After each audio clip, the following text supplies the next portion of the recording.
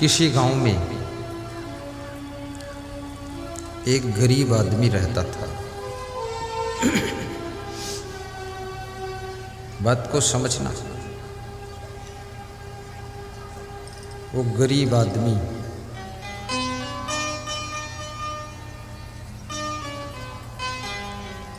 धन से गरीब था, लेकिन मन से गरीब नहीं था। मन उसका बहुत बड़ा था। जैसे अभी भगत लाल चंद राय है, धन से थोड़ा गरीब है लेकिन मन से गरीब नहीं। मन बहुत बड़ा है। जैसे सुदामा थे, शिवरी थी, ये धन से गरीब थे लेकिन मन से गरीब नहीं थे। वो गरीब आदमी एक दिन अपनी पत्नी से कहता है, देखो सोया हुआ भाग्य जगाना है, उसकी बात कर रहा। पत्नी से कहता है कि गरीबी बहुत है। तो पत्नी कहती है, कोई बात नहीं है, कोई बात नहीं, कोई बात नहीं है, गरीबी बहुत है, कोई बात नहीं। तो पति ने पूछा, कोई बात क्यों नहीं है? तो पत्नी ने कहा, क्योंकि गरीबी में भी मुझे संतोष है, संतोष है, संतोष है।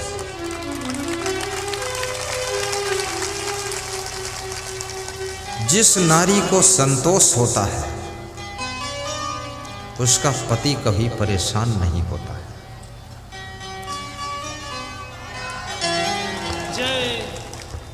जो नारी अपने पति के प्रेम को ही उपहार मानती है, वो नारी कभी गले के हार के लिए पति को दुख नहीं देती है। पति का प्रेम ही तुम्हारा उपहार है।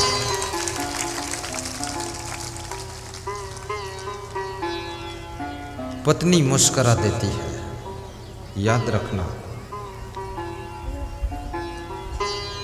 तुम्हारे घर में यदि करोड़ों धन है लेकिन तुम्हारी पत्नी तुमको देखकर मुस्कराती नहीं है, तो करोड़ों धन के बीच में भी तुम दुखी रहोगे। तुम्हारी कुर्सियां और तुम्हारी टेबल, तुम्हारा बेड सोने का है, लेकिन तुम्हारा पति तुमको देखकर खुश नहीं होता है, तो तुम्हारा मन कभी भी सुखी नहीं हो सकता है। मंदोदरी के पास में बेड भी सोने का है, दीवार सोने की, छत सोने की, कुर्सियां सोने की, सामान सोने की लंका ही है, लेकिन उसका पति जो रावण है, मंदोदरी से प्रेम से बात नहीं करता है। इसलिए मंदोदरी सोने के भवन में भी दुखी रहती है। छोटी सी सोने की चैन के लिए बेचैन मत होना। यदि आपके पास में गले में चैन नहीं है तो कोई चिंता की बात नहीं है। सत्संग सुनना, भक्ति करना, गुरु की कृपा से आपके दिल में चैन आ जाएगी, हृदय में चैन आ जाएगी, उस चैन से सुख मिलेगा। कभी पैसे हो जाए तो सहज रूप से चैन भी खरीद लेना, सोने का हार भी पहन लेना, चांदी की पायल भी पहन लेना। और कभी घर में समस्या खड़ी हो जाए तो पायल और सोने का हार बेच करके कर्जा अदा कर देना, अपने पति को कर्जा से मुक्त कर देना। पति जब कर्ज से मुक्त होता है तो अपने फर्ज को याद करता है कि मेरा फर्ज क्या है। खामखा कर्ज मत लेना। कभी मकान बनाने के लिए सेठ लोगों से ब्याज पर कर्ज मत लीजिए। 100 रुपये पर 4% लगाते हैं महीने का, 48% साल का हुआ।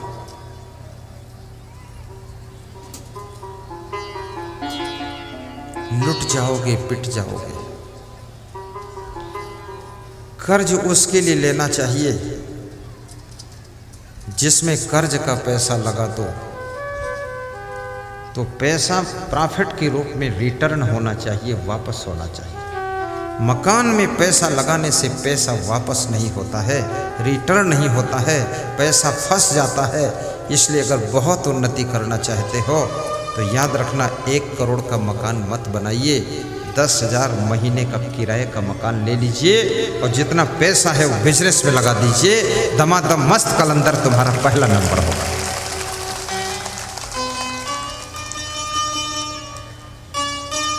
स्वामी विवेकानंद किराए से मठ बनाते थे, आश्रम किराए से। मैं गुजरात में किराए से आश्रम बनाने के लिए विचार किया। संतों से कहा देख लो 2-4 मकान। कुछ लोगों ने कहा कि मैं तो किराए से दूंगा ही नहीं, आपको फ्री में दूंगा। तो मैंने कहा फ्री में थोड़ा दबाव रहेगा, पैसा फेंको, तमाशा देखो, लफड़ में क्यों फंसो। कोई दिया ही नहीं किराए से, बोले फ्री रहना जितना रहो।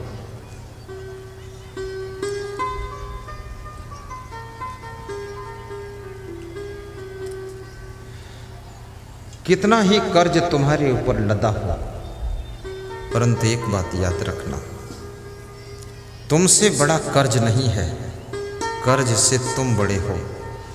कर्ज को तुमने लिया है, तुमको कर्ज ने नहीं लिया है।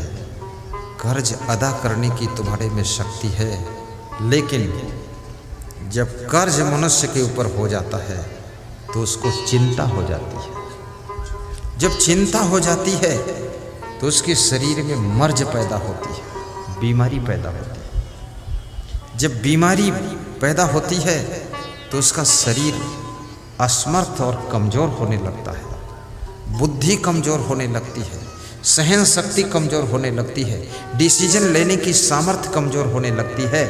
तब तुम्हारा कर्ज तुम्हारे ऊपर हावी होने लग जाता है। याद रखना, जितना ज़्यादा कर्ज हो उतना ज़्यादा खुश रहो। किसी को एहसास ही होने दो। मुकेश अंबानी के ऊपर भी 10,000 करोड़ कर्ज है, टाटा जी के ऊपर 10,000 करोड़ कर्ज है। तुम्हारे ऊपर तो 10 लाख भी नहीं है, फिर मुंह क्यों ऐंठते हो? मकई को भून कर और नमक और नींबू लगाकर चबा चबा कर खाइए और ताली बजाकर ठहाका मारकर हंसिए और कभी बीमार मत होइए, आपका कर्ज अदा हो जाएगा।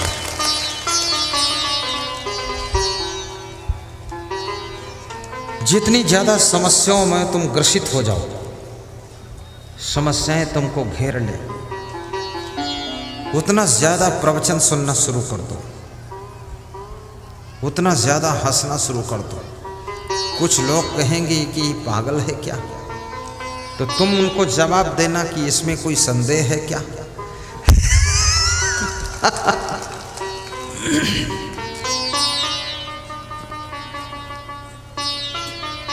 भगवान श्री कृष्ण जब संकट में फंसते थे जोर जोर से हंसते थे। भगवान राम जब संघर्षों से गुजरते थे तो मंद मंद मुस्कुराते थे।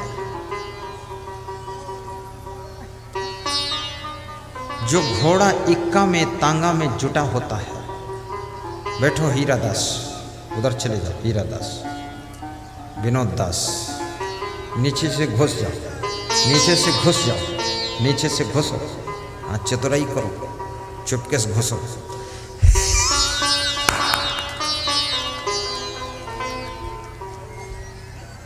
मैंने घुसना देखा, उधर से एक माता जी घुस गई नीचे से, तब मेरी समझ में जब उधर घुस सकती तो इधर भी घुस जाओ फिर।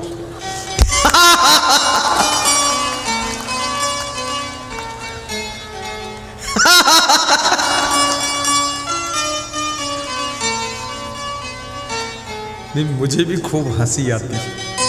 मैं तो अपनी हंसी रोके रहता हूँ। नहीं, मैं बहुत हंसने वाला आदमी हूँ।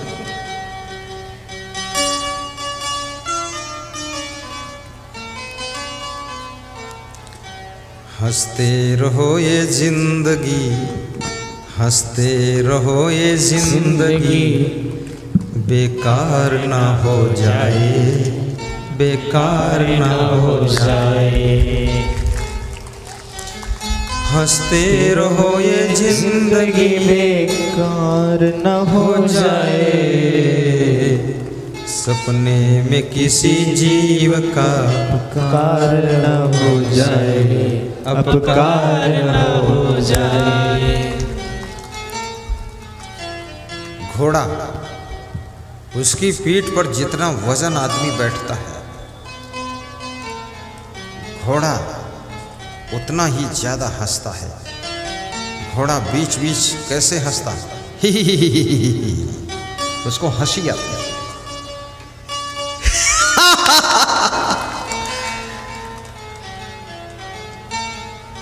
एक घोड़े पर दूल्हा बैठा जा रहा था, तो घोड़ा बीच बीच हंसता था, ही ही ही ही। दूल्हा थोड़ा वजनदार दूल्हा था, उम्रदार दूल्हा था, दमदार दूल्हा था। कितने दूल्हा भी बड़े वजनदार हैं। 1 कुंटल का दूल्हा और 1.5 कुंटल की दुल्हन।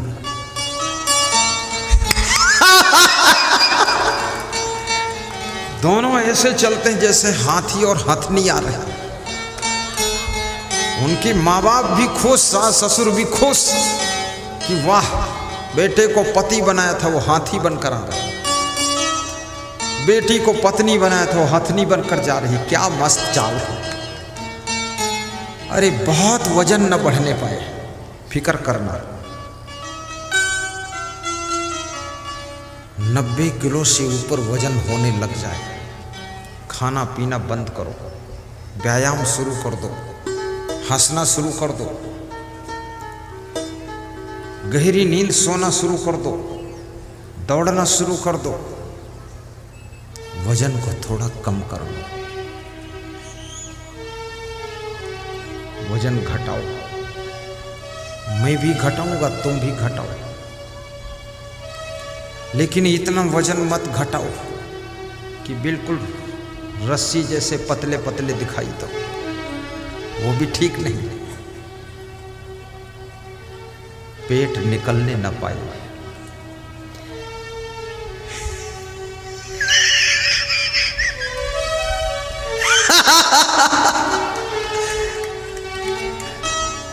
एक सज्जन कह रहा था, पेट जितना निकलना चाहे निकल जाने दो, आखिर है तो मेरा ही पेट। इसकी क्या टेंशन लेना है। तो किसी ने कहा, तेरा पेट क्या है, पूरा इंडिया गेट है। बोले इंडिया का ही पेट है।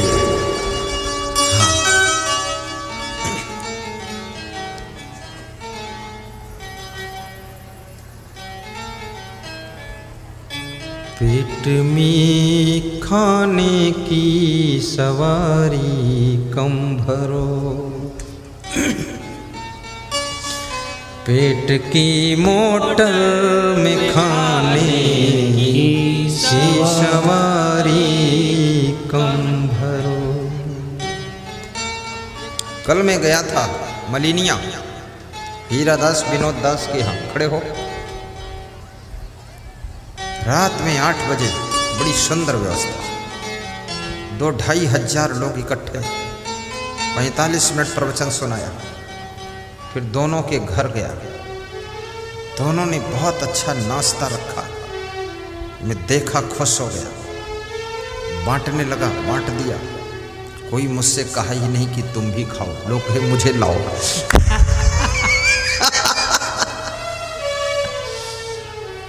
बहुत प्रेम है। बैठो। पेट की मोटर में खाने की सवारी कम भरो। मेरी इच्छा होती है बिहार में बार बार आऊं, हर वर्ष आऊं कि ना आऊं,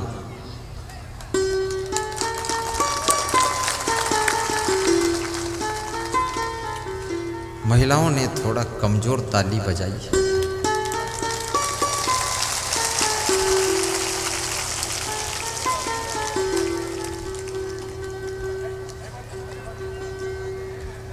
सबका मन है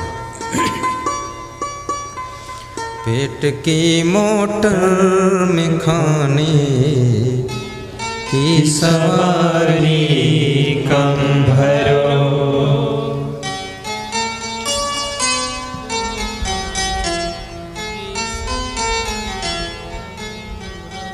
वाह, हाँ बजाए करो। पेट की मोटर में खाने की सवारी कम भरो। क्यों कम भरे? क्योंकि फेल हो जाएगी ओवर लोड हो जाने के बाद। फेल हो जाएगी ओवर लोड हो जाने के बाद। वाह, तो क्या करना चाहिए? आरज़ूमंदान सेहत याद रखे यही उसूल। 10 मिनट हर रोज टहले शाम को खाने के बाद। 10 मिनट हर रोज पहले शाम को खाने के बाद। शाम को जब भोजन कीजिए ना, शाम को ऐसा भोजन करो गरीबों जैसा। दोपहर में भोजन करो अमीरों जैसा। सुबह नाश्ता करो राजकुमारों जैसा। और रात में कुछ नहीं खाना। लोग पूछेंगे कि रात में क्या खाऊं? रात में कुछ नहीं।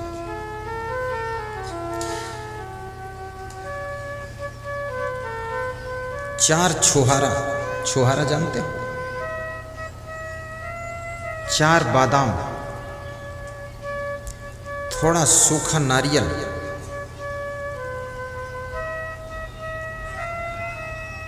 10 मुनक्का किशमिश नहीं, मुनक्का बीज निकाल देना। 10 ताल मखाना पानी से धो डालिए। 10 मिनट भिगा दीजिए, चबा चबा कर खा लीजिए। बहुत सी बीमारियां खत्म हो जाएंगी। 1 हफ्ते खाना, फिर 1 हफ्ते बंद कर देना, फिर तीसरे हफ्ते खाना, फिर चौथे हफ्ते बंद करना। रोज नहीं खाना चाहिए।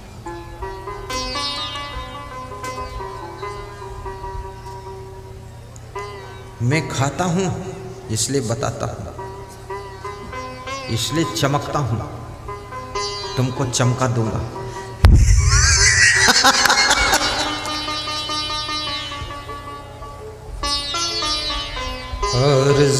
आरज़ूमंदान सेहत याद रखे 10 मिनट हर रोज टहले शाम को खाने के बाद। 10 मिनट हर रोज टहले शाम को खाने के बाद। तंदुरुस्ती और सेहत चाहने वालों सुनो। जो चाहते हैं कि मैं तंदुरुस्त रहूं, गाय का घी 1 चम्मच दाल में डालकर दाल भात मिलाकर खा लीजिए, तंदुरुस्ती आएगी। कभी घी 1 चम्मच रोटी में लगाकर रोटी और सब्जी खा लीजिए, कभी घी नमक रोटी खा लीजिए, और कभी दूध रोटी और शक्कर खा लीजिए। उस दिन दाल चावल सब्जी बंद, बस दूध रोटी शक्कर। कभी खिचड़ी और दही, कभी खिचड़ी और छाछ। ये बहुत ज़्यादा आइटम रोज मत खाना, नहीं तो ये सब आइटम एटम बम बनेंगे। सादा। कभी मेहमान आ जाए तब आइटम बनना चाहिए, कभी हम आ जाएं तो आइटम बनाओ, मेरे नाम से बनाओ, और तुम ही सब लोग मिलके खा जाओ। बोलो गुरु जी का प्रसाद है। गुरु जी को बिल्कुल मत दो, तो गुरु जी आप त्यागी संत, आपको क्या जरूरत है।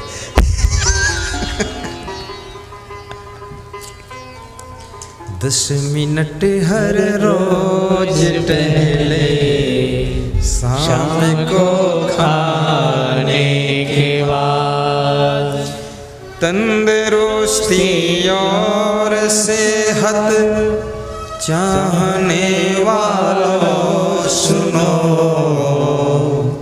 सोना गलत है आपका, सूरज निकल आने के बाद। आजकल बहुएं और बेटे बीमार क्यों रहते हैं?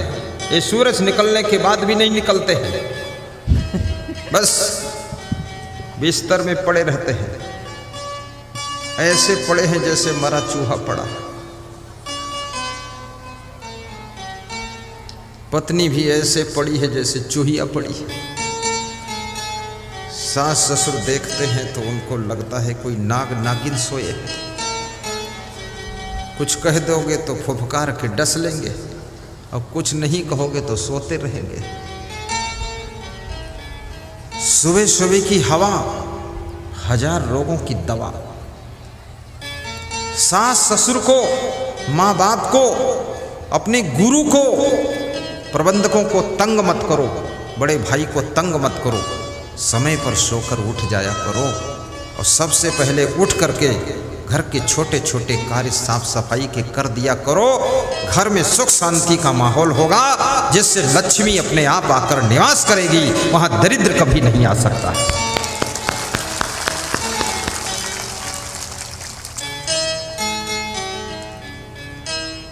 आना पड़ेगा बिहार में हमको। बिहार में मेरी जरूरत है कि नहीं है? है। मैं हर वर्ष नया नया प्रवचन सुनाऊंगा आकर के। नए नए फूल खिलेंगे हमारे प्रवचन में। साहिब बंदगी, साहिब बंदगी। सोना गलत है आपका, सूरज निकल आने के बाद, मुस्करा कर चल दिए हो, कुछ हमसे फरमाने के बाद। बिजलियां चमका रहे हो, फूल बरसाने के बाद। कब तलक कांटों पे सोया, डाल पर आने के बाद। कुछ न बिगड़ेगा तेरा, प्रभु शरण आने के बाद। हर खुशी मिल जाएगी, चरणों में झुक जाने के बाद। हर खुशी। आपके घर में कोई बुजुर्ग हो, बड़ी सलाह की बात बता रहा हूं, ध्यान से सुनना। उस बुजुर्ग का अपमान न करना, उसकी हंसी न करना, उसको घर से बाहर मत निकालना, अपने से दूर मत करना, क्योंकि हो सकता है वो बुजुर्ग तुम्हारी पूरी फैमिली के लिए कवच कुंडल बना हुआ हो, कवच कुंडल का काम कर रहा है। उस बुजुर्ग का भाग्य इतना प्रबल है, उसकी वजह से तुम्हारे घर में आपदाएं नहीं आ रही। नेपाल में एक बस जा रही थी। बादल घिर गए, पानी बरसने लगा, बिजली कड़कने लगी। बस के पड़ोस में बिजली चमक के आ जाती थी और घनघोर वर्षा हो रही। बस का ड्राइवर डर गया। उसने बस को रोका और उसने कहा कि इस बस के अंदर कोई पापी आत्मा बैठा हुआ है। जो बादल की कड़कती हुई बिजली बार बार बस के ऊपर आती है। सभी लोगों को उतरना पड़ेगा, अन्यथा बस भी भस्म हो जाएगी, सब भस्म हो जाएंगे। थोड़ा थोड़ा पानी रुका, बिजली हल्की हल्की कड़क रही थी। बस को रोक दिया ड्राइवर ने और कहा, एक एक उतर करके जाओ, सामने जो पेड़ है उसको छुओ।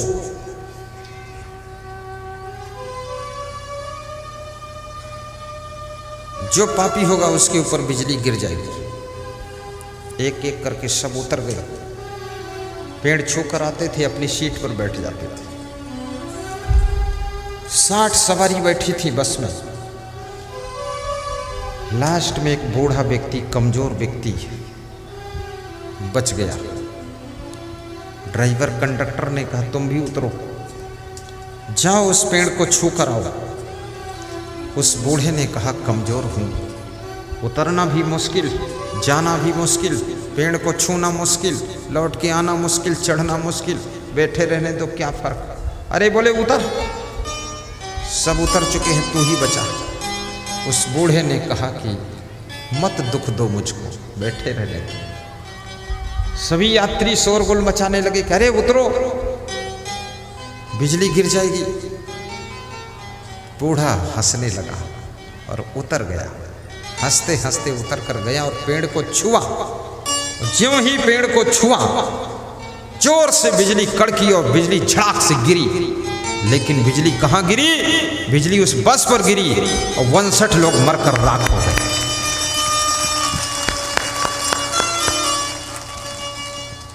बूढ़ा पेड़ को पकड़कर खड़ा हंस रहा है। पड़ोस में दूर कुछ लोग खड़े थे, उन्होंने कहा, क्या हुआ?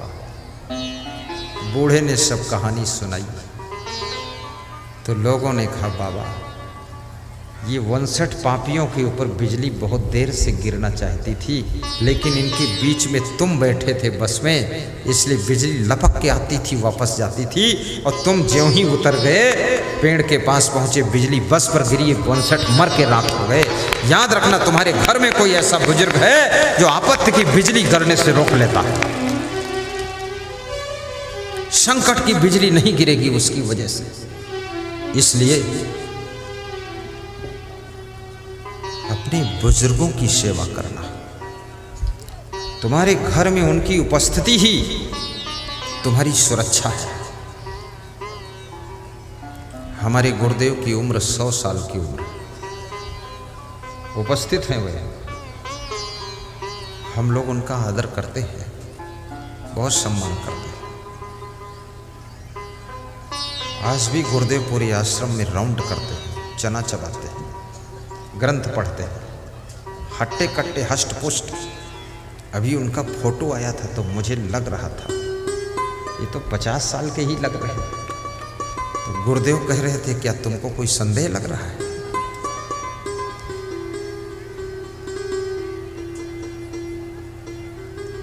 याद रखना, उस गुरु का प्रभाव, उस गुरु की कृपा, उस गुरु का आशीर्वाद बहुत बड़ा काम करता है। मेरे पास में कोई आशीर्वाद मांगने आता है, मैं मुस्कुरा देता हूँ कि अपनी झोली तो खाली है, क्या दूँ तुमको आशीर्वाद। मैं खुद ही आशीर्वाद मांगता हूँ अपने गुरु से, लेकिन लो, अब तुम आए हो तो खाली मत जाओ। तो मैं अपने गुरु का ध्यान लगाता हूँ 5 सेकंड, मन ही मन कहता हूँ, हे क्षमा देव, इस भक्त का ये कार्य पूरा हो जाए। थोड़े दिन के बाद सूचना आती है, जो आशीर्वाद मांगा था वो फलित हो गया। याद रखना, गुरु में भी श्रद्धा रखो, आस्था रखो, विश्वास रखो और गुरु की कृपा को प्राप्त करो। गुरु भगवान का दूसरा रूप होता है, डॉक्टर भगवान का तीसरा रूप होता है, परोपकारी व्यक्ति भगवान का चौथा रूप होता है, दयालु व्यक्ति भगवान का पांचवा रूप होता है,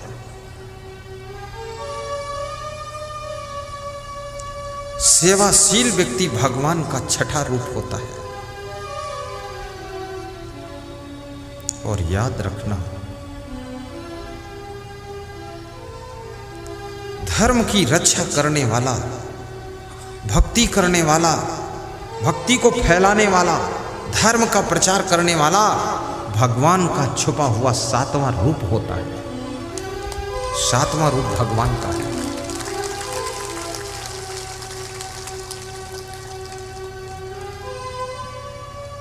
ये इतना बड़ा कार्यक्रम, इतना बड़ा भंडारा, ये जो हो रहा है, ये मनुष्य नहीं कर सकता है।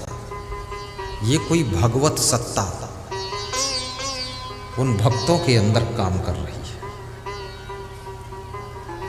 लालचंद राय कहते थे, सुरजीत यादव कहते थे, जगन्नाथ यादव कहते थे, ये मेरे बस का नहीं है। उमेश यादव भी कहते थे, कैसे संभलेगा। दिनेश यादव कहते थे, पूरा विश्वास है संभलेगा। भगवत सत्ता उनके अंदर काम कर रही है। भगवान कब तुमको भगवान का काम कराने के लिए तैयार कर दे। भगवान किसी भी कार्य को स्वयं नहीं करता है। भगवान महान कार्यों को करने के लिए तुमको चुनता है, तुम्हारा चुनाव करता है। जैसे मेरा उसने चुनाव किया प्रवचन करने के लिए कि तुम प्रवचन करो, तुम्हारा चुनाव किया प्रवचन कराने के लिए।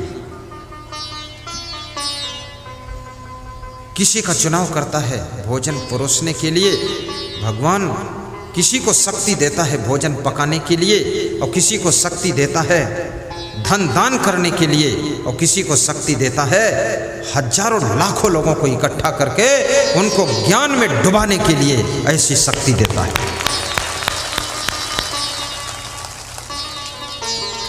श्री दिनेश यादव जिनके घर में मैं ठहरा हूं कह रहे थे, गत वर्ष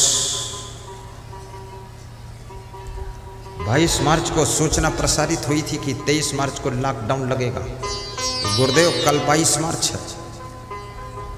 मैं तो प्रार्थना करता हूं भगवत सत्ता से, केंद्र सरकार से कि लॉकडाउन लगा दो और मेरा गुरु असंग यहीं बनिया पट्टी में 45 दिन फिर रह जाए।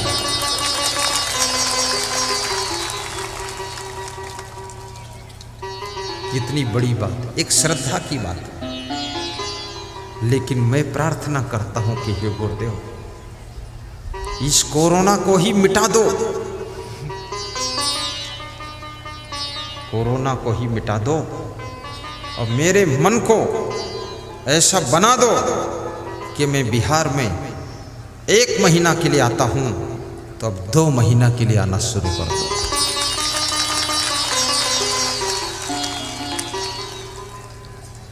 तेलंगाना में भी प्रोग्राम करता हूं, आंध्रा में करता हूं, महाराष्ट्र, सौराष्ट्र, गुजरात, राजस्थान, मेवाड़, मारवाड़, हरियाणा, पंजाब, दिल्ली, उत्तराखंड, उत्तर प्रदेश, मध्य प्रदेश, छत्तीसगढ़, उड़ीसा, झारखंड, बिहार, पश्चिम बंगाल, आसाम, कहाँ कहाँ प्रोग्राम करता हूँ, हिमाचल।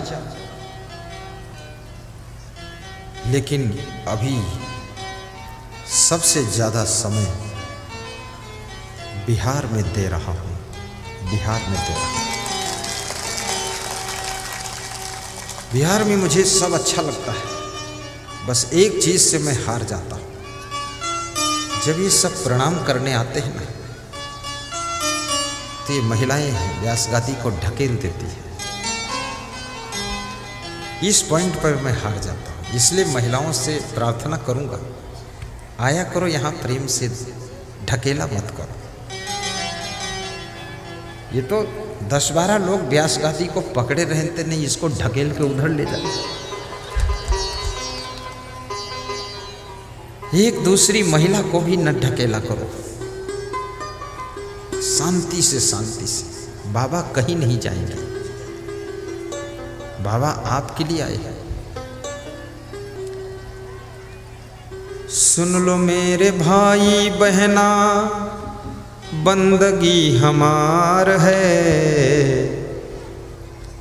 कांझा बनिया पट्टी में घर घर त्योहार है। सुन लो मेरे भाई बहना, बंदगी हमार है, कांझा बनिया पट्टी में घर घर त्योहार है।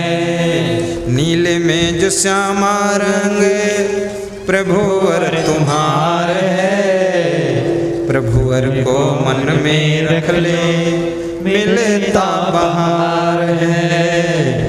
गीध अजामिल जैसी पदवी तू पाएगा, दुनिया में नाम तेरा अमर हो जाएगा। गीध अजामिल जैसी पदवी तू पाएगा, दुनिया में नाम तेरा अमर हो जाएगा। लीला है न्यारी गुरु की, महिमा अपार है।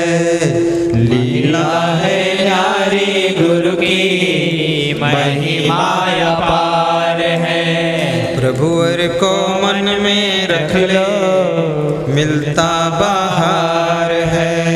प्रभुवर को मन में रख लो, मिलता बहार है। साहिब बंदगी, साहिब बंदगी। छोड़ो गाना बजाना बकवास फालतू, प्रवचन सुनाओ गुरुदेव, मत गाया करो।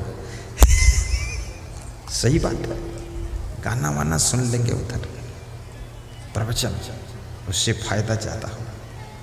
अब नहीं गाऊंगा, थोड़ी देर बाद गाऊंगा, प्रवचन सुनो। मैं सुना रहा था, किसी गांव में एक गरीब व्यक्ति रहता था। उसने अपनी पत्नी से कहा कि घर में गरीबी बहुत है।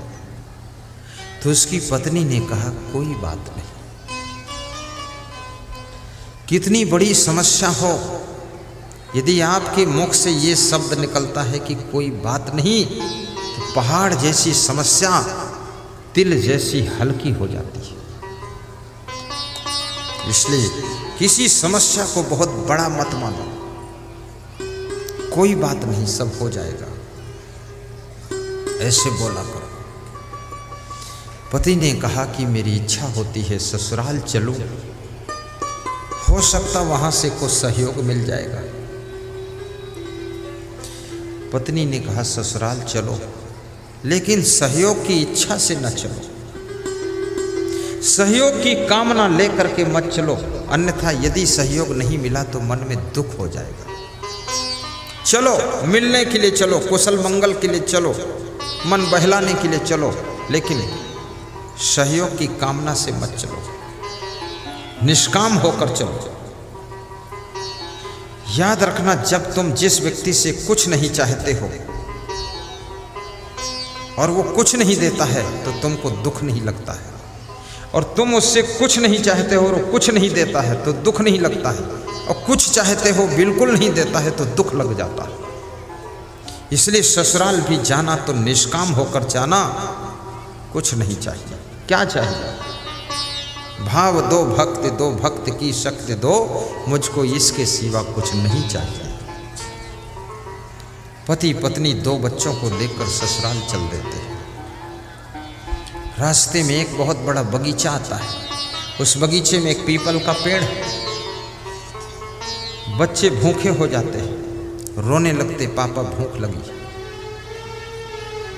पिता ने कहा बेटा बैठो, कुछ इंतजाम करता हूं। जंगल की लकड़ी, बगीचे की सूखी लकड़ियां बटोर कर इकट्ठा करने लगा वो गरीब आदमी। उसकी पत्नी भी लकड़ियां बटोरने लगी, बच्चे भी लकड़ियां बटोरने में मदद करने लगे। लकड़ियों का ढेर लगा दिया। पीपल के पेड़ के ऊपर से ब्रह्म राक्षस उतरा। ब्रह्म राक्षस बोला, तुम्हारे पास पकाने को तो कुछ नहीं है, ये लकड़ियों का ढेर क्यों लगाया है? उस आदमी ने कहा पकाने का कुछ नहीं है, लेकिन तुम तो हो ना, तुमको ही पका कर खा लेंगे। ब्रह्म राक्षस सोच में पड़ गया और डर गया। ब्रह्म राक्षस कहने लगा, जिनके पास कुछ भी पकाने को नहीं है, पति लकड़ियां बटोर रहा है, बिना कहे पत्नी भी लकड़ियां बटोरने लगी और बिना कहे बच्चे भी लकड़ियां बटोरने लगे। तो जिनके घर में इतनी एकता है, परिवार में इतनी सुमत है, इतना परिश्रम करने की ललक है, वह लोग मुझको भी पका कर खा सकते हैं। इसलिए ब्रह्म राक्षस डर गया और बोला, मुझे पका कर मत खाना। तो उस गरीब आदमी ने कहा, तुमको पका कर नहीं खाऊंगा तो क्या खाऊंगा? तो ब्रह्म राक्षस ने कहा, मैं सोना चांदी का खजाना बता देता हूँ, उसको ले जाओ और खर्च करके खाना। बोले जल्दी बताओ। तो ब्रह्म राक्षस ने कहा कि ये जो पीपल का पेड़ है, पूरब की तरफ 5 फीट की दूरी पर 5 फीट की गहराई में खजाना गड़ा हुआ है, ले लो। तो उस गरीब आदमी ने कहा, मेरे पास खजाना खोदने के लिए कोई औजार नहीं, खोद कर दे दो। ब्रह्म राक्षस खजाना खोदता है, पति एक गठरी बांधता है, 50 किलो वजन सोना चांदी बांधता है। पत्नी कहती है, मैं खाली नहीं चलूंगी, मैं भी एक गठरी लूंगी। तो 50 किलो उसके लिए बांध दिया। बच्चे रोने लगे कि मैं भी एक गठरी लेकर चलूंगा, तो 20-20 किलो उनको भी बांध दिया। और जब खजाना मिल गया, हंसते हंसते घर को वापस आ गए। रात में पहुंचे, सवेरा हुआ, खजाना भुनाया, ईंट भट्ठे पर आर्डर दिया, ईंट गिर गई, मकान बनना शुरू हो गया। 20 लाख की कार ले आए, जलवा शुरू हो गया। पड़ोसियों को आश्चर्य हुआ, इतना धन आया कहाँ से? अभी तक कुछ नहीं था, रातों रात माला माल कैसे हुआ ये व्यक्ति?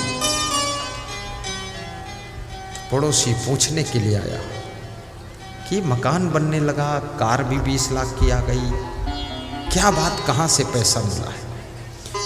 तो उसने सच सच बता दिया। गरीबी थी, ससुराल जा रहा था, रास्ते में बगीचा आया, पीपल के पेड़ के नीचे बैठा, लकड़ियाँ इकट्ठी की। ब्रह्म राक्षस आया, बोला क्या पका कर खाओगे? मैंने कहा तुमको पका कर खाऊंगा। वो डर गया, उसने खजाना बता दिया, खोद कर दे दिया, हम लेकर घर आ गए, हम मालामाल हो गए। बस यही कहानी। तो दूसरा जो पड़ोसी था ना, उसने सोचा मैं भी यही काम करूंगा। वो अपने घर गया, अपनी पत्नी से पूछा कि अपने घर में गरीबी बहुत है? तो पत्नी ने कहा अपने घर में गरीबी तो नहीं है, ठीक ठाक चल रहा है। बोले चुप, बोलना पड़ेगा गरीबी है।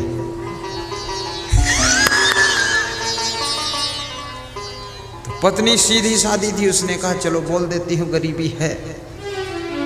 बोले चलो ससुराल चलते हैं, कुछ मदद मिल जाएगी। तो पत्नी ने कहा ससुराल में तो और ज़्यादा हालत खराब है, वहाँ क्या चलोगे?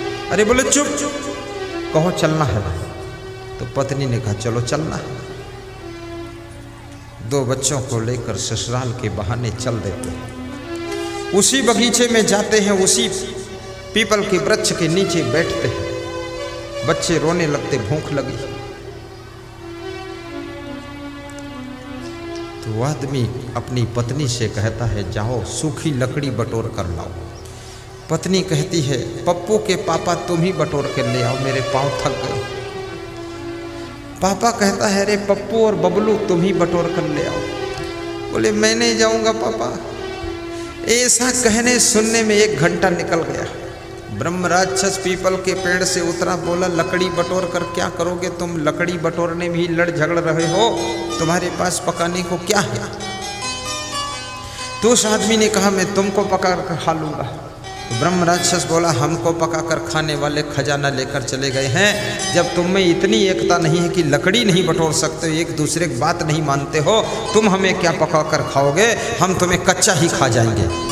ब्रह्म राक्षस बड़ा मुंह फैलाकर खाने के लिए दौड़ा तो वो पति पत्नी और बेटों के सहित सब सामान झोला थैला भूलकर छोड़कर भागकर घर को आए, और जान बची तो लाखों पाए और लौट के बुद्धू घर में आए।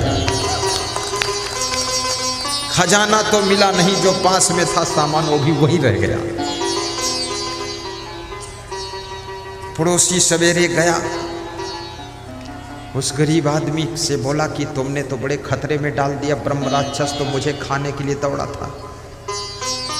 तो उस गरीब आदमी ने कहा कहीं न कहीं कुछ गलती हुई हो। तो उस अमीर आदमी ने कहा गलती यही हुई कि कोई लकड़ी इकट्ठा करने नहीं गया, हम लोग आपस में ही तर्क वितर्क कर रहे थे, कोई लकड़ी नहीं इकट्ठा कर रहा था। मैं कह रहा था वाइफ तू लकड़ी ले आ, वाइफ मुझसे कह रही थी, मैं बच्चों से कह रहा था, बच्चे नहीं गए। तो ब्रह्म राक्षस खाने के लिए दौड़ा। तो जो गरीब आदमी अमीर बना था उसने कहा जहाँ सुमत होती है, जहाँ एकता होती है, जहाँ एक दूसरे की बात मानने की सामर्थ्य होती है, जहाँ आपस में प्रेम होता है, जहाँ स्नेह होता है, वहीं पर लक्ष्मी का खजाना मिलता है। जिनमें सुमत नहीं है वहाँ पर खजाना भी खो जाता है। इसलिए जिनका भाग्य सोया है, याद रखना घर में सुमत बनाइए। जिनकी किस्मत फूटी है घर में एकता बनाइए।